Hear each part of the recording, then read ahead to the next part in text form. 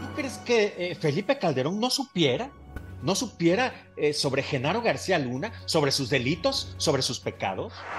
Lo que me parece grave es que hoy que sabemos todo lo que hubo en ese sexenio, Felipe Calderón esté calladito y no asuma su responsabilidad. Te voy a decir por qué es importante, porque nunca antes había estado sentado en un juicio como el que estamos viendo un secretario de Estado de México en ninguna circunstancia en los Estados Unidos. Es que era una persona que empezó delinquiendo, según lo que sabemos por quienes han estudiado su vida. Y de delinquir se fue acomodando pues, en las corporaciones y llegó hasta donde hoy lo vemos. Todo mundo encumbró a este personaje, desde Vicente Fox, después Felipe Calderón. Es decir, la propia Unión Americana encumbró y elogió a este hombre. ¿Cómo es que ahora estarán todos haciendo leña del árbol caído? Los permisos, lo permisivo que fue Genaro García Luna con el trasiego de drogas de un país al otro, pues fue aquí, fue con los cárteles mexicanos, que son delincuentes, pueden decir lo que quieran, pueden embarrar a quien sea. El tema es también qué pruebas van a mostrar. Me escandaliza, por ejemplo, escuchar que integrantes del crimen organizado se vistieran de AFIS y participaran con él en los operativos para atacar a cárteles contrarios a los que él protegía, o que él como secretario de seguridad fue secuestrado por uno de los mandos de un cártel para preguntarle por quién estaba. Genaro García Luna no se apareció en ese operativo, era el responsable de la Agencia Federal de Investigación, pero no quiere decir que él haya estado ahí. ¿Qué tuvo que ver en ese operativo que se manipuló? No lo sé. Le han preguntado, por ejemplo, si él tenía vínculos con los cárteles, lo negó siempre. Del caso Cáceres nunca quiso hablar, simple y sencillamente dijo que los medios solicitaron una recreación, cosa que no es verdad. Yo fui una víctima de sus arbitrariedades, pero de las menores, de los menores de sus pecados, que era manipular la verdad. Lo vi a él de lejos cuando entró a la sala donde está siendo ahora juzgado.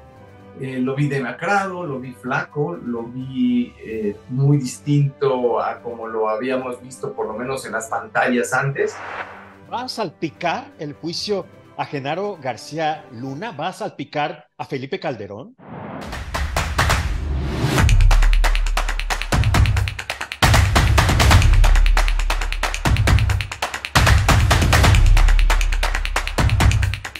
Gracias, muchas gracias por estar con nosotros. Bienvenidos a la Revolución del Debate en la Llaga. Yo soy Tony Aguirre y me da muchísimo gusto saludarles. Ustedes lo saben y lo saben muy bien. Hay que compartir, darle like a estos videos, generar conversación. Vamos a hablar de un tema que está en boga, que está en boca de muchos, y es el juicio a Genaro García Luna, este super policía durante los gobiernos de Fox y después de Felipe Calderón, y que ahora está en el banquillo de los acusados.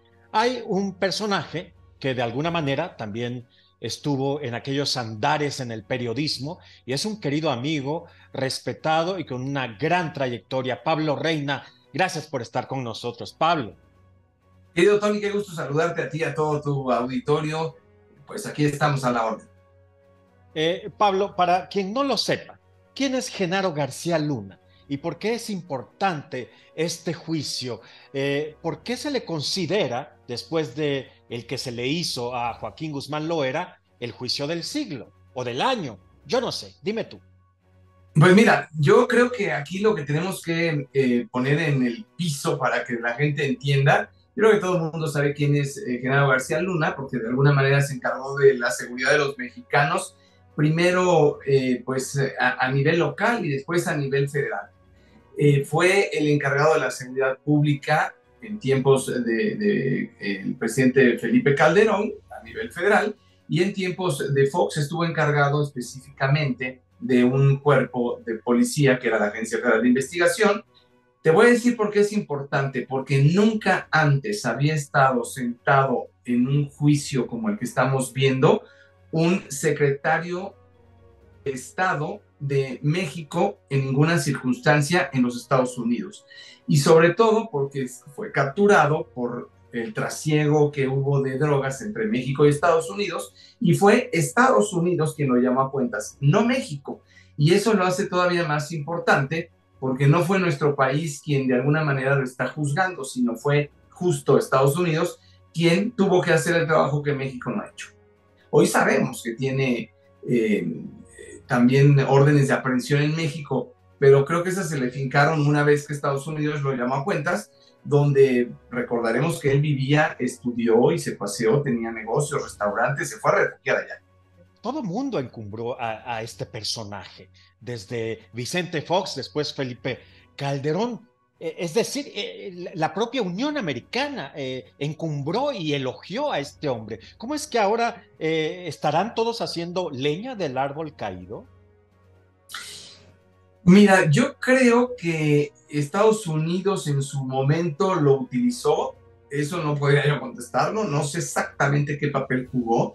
Hay, por supuesto, pues personas de la DEA, hay policías implicados en los Estados Unidos que tuvieron que ver con este contubernio.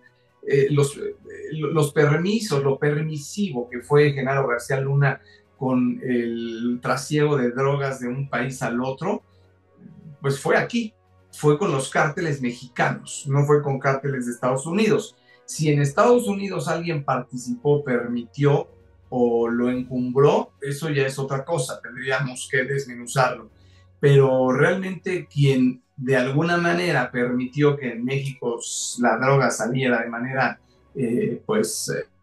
ahora las puertas abiertas y que los cárteles operaran como lo siguen haciendo hasta la fecha, pues creo que el primero que lo hizo tan abiertamente fue Genaro García Luna, por lo que nos estamos enterando en este juicio, por lo que han dicho todos los testigos y por lo que vemos cómo está la situación.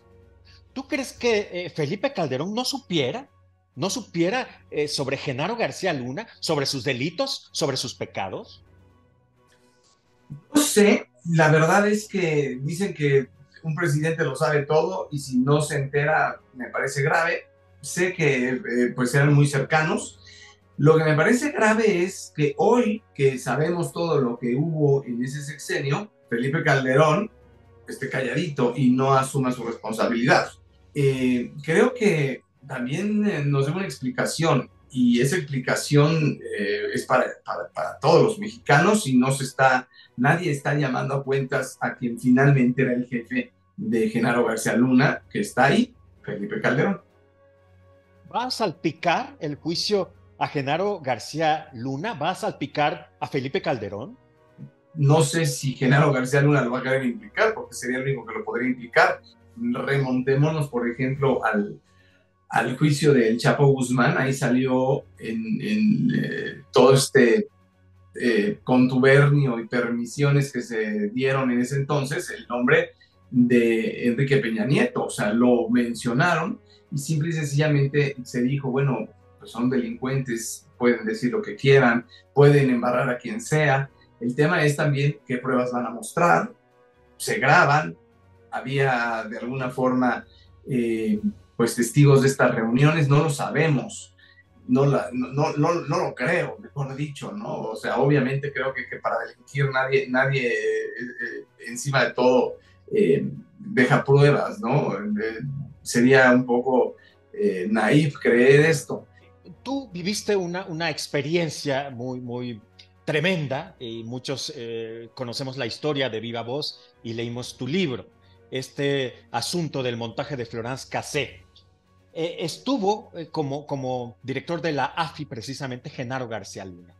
¿Qué recuerdos tienes de aquello? ¿Cuál fue su participación en aquel montaje y en toda esta situación que tú viviste, viendo a los toros desde desde adentro del ruedo, me atrevería yo a decir?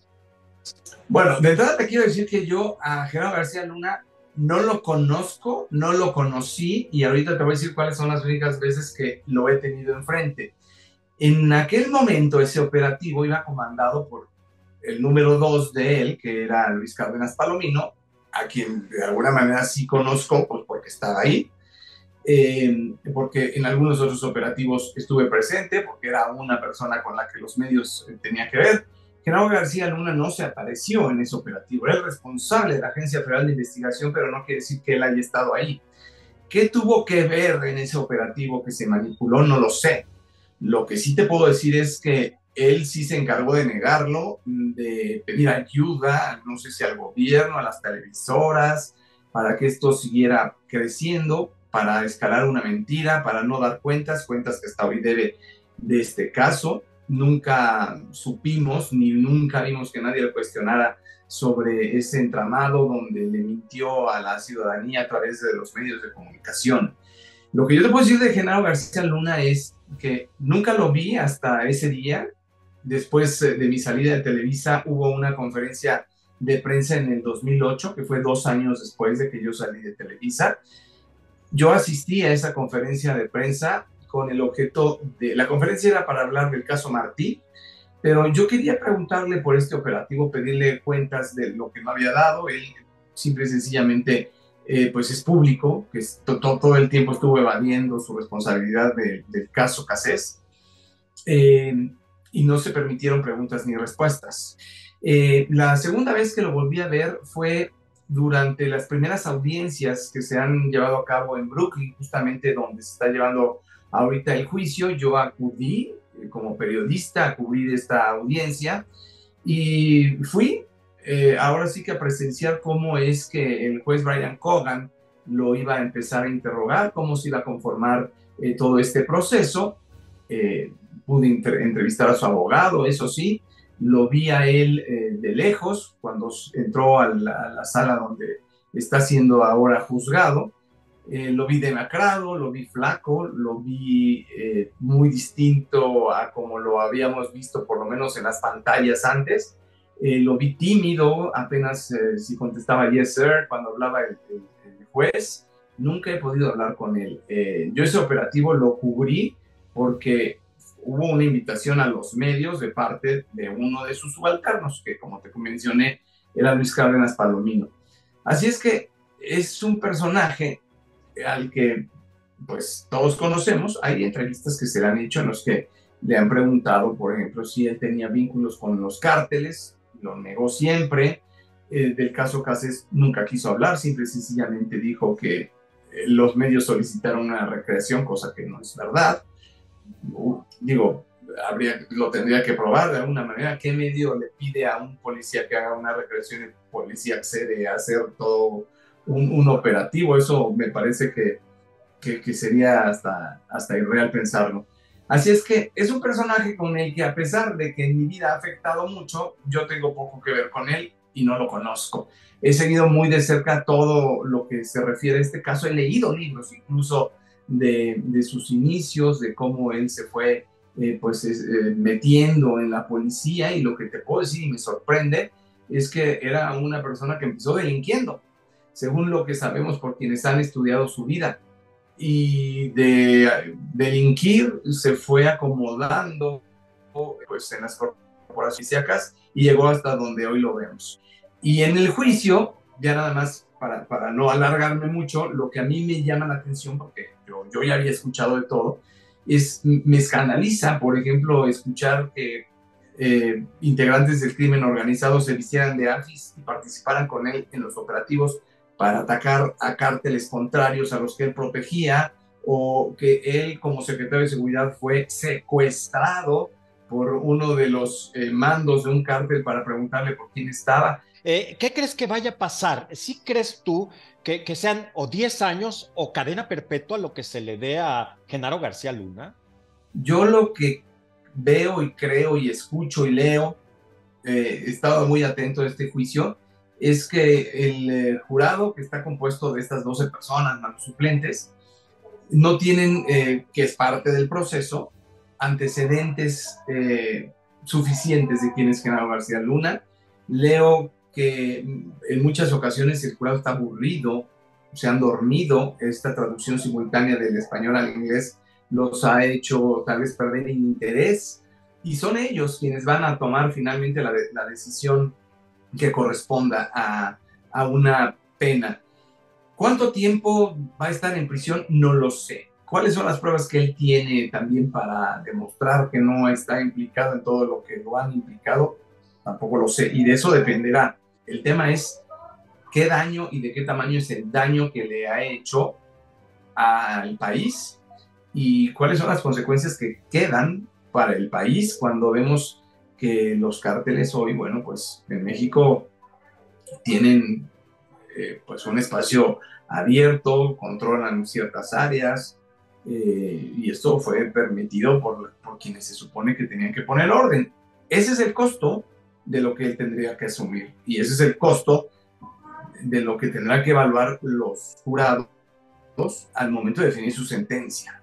Yo fui una víctima de sus arbitrariedades, pero de las menores, de los menores de sus pecados, que era manipular la verdad.